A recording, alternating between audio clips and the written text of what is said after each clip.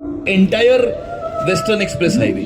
That is one. We are also coming out with a Patal Lok where we are going to have underground tunnels to connect various different parts of the cities. One of that you must have read in the newspapers today about one tunnel where the Honorable Chief Minister had visited yesterday.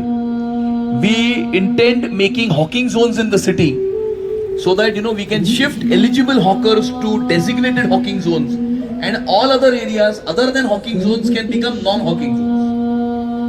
Today afternoon itself I've taken a press conference of we had run a 2-month campaign where we collected different suggestions of Mumbaikars as far as the development of the city is concerned, and more than 2,65,000 Mumbaikars have given their suggestions.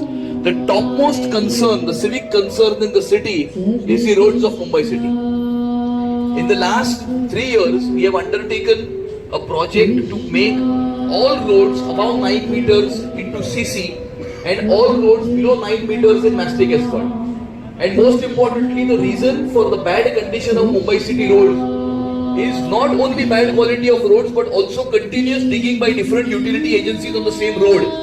We have the water wala digging the road for laying down his water connection. We have the electricity agency, we have the 4G, we have the 5G, we have the Mahanagar gas. And hence, कितना भी अच्छा रास्ता बनेगा, इतने बार अगर उस road को खोदोगे तो खराब होगा ही है. And as a result of which, we have incorporated the utility corridor in the making of the CC road, so that any new utility that has to be laid will be laid in the utility corridor or the duct which is made in the road. We have also started work on the STP plants.